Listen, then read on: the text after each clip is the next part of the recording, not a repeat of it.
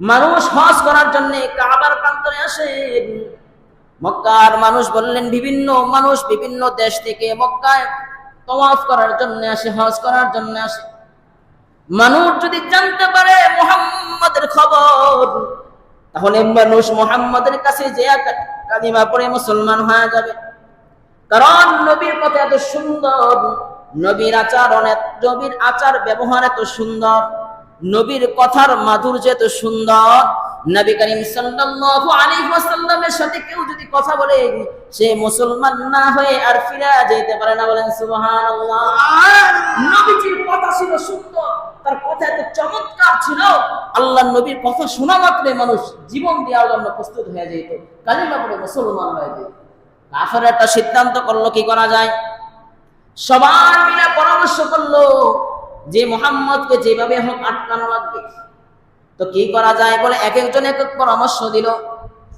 দূর দূরান্ত থেকে যখন মানুষগুলি হজ করার জন্য কাবার প্রান্তরে আসবে, সবাই জানা দিবা যে মুহাম্মদের কাছে কেউ যাইবা না। কারণটা কি? বলে মুহাম্মদ হলো জাদুকর। নাউজুবিল্লাহ। বলে মুহাম্মদ হলো জাদুকর, তার কথার জাদুতে মানুষ থেকে বিচ্ছিন্ন করা দেয়, স্ত্রী স্বামী থেকে বিচ্ছিন্ন করা দেয়, ভাই থেকে বিচ্ছিন্ন করা দেয়, ছেলে সন্তানকে মা বাবা থেকে বিচ্ছিন্ন করা দেয়। মুহাম্মদের কথা এত জাদু, বংশে দ্বন্দ্ব লাগায়া দেয়। নাউজুবিল্লাহ। বলেন মানুষ যখন এই সমস্ত কথা শুনলো, তারা বলল, এমন মানুষ তো জীবনে দেখি না, একটু দেখার জন্য যায়। ওদিক দিয়ে কাফেররা আমার নবীর বিরুদ্ধে বিভিন্ন কথা বলতেছে, আর মানুষগুলি আকৃষ্ট হয়ে নবীর খোঁজে যাইতেছে। নবীর খোঁজে যাইতে যাইতে মানুষের সমাগম হয়ে গেল। কাফেররা দেখলো যে নবীর বিরুদ্ধে অপপ্রচার করে আমরা যতটুকু ফায়দা লাভ করছি, তার থেকে বেশি ফায়দা লাভ করছে মুহাম্মদ। কারণ যারাই নবীর কাছে আসছে, নবীর কথা শুনে দেখে যে না রে, কাফেরের কথা আর নবীর কথা তো এক না, দুইটা ভিন্ন।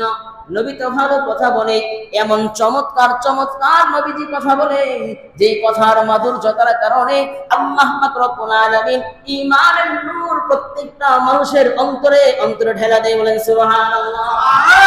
প্রত্যেকটা মানুষের অন্তরে ঈমানের নূর ঢুকে গেল। কাফেররা দেখলো অপপ্রচার করছি, খারাপ কথা বলছি, যাতে করে মুহাম্মদ থেকে সবাই দূরে থাকে।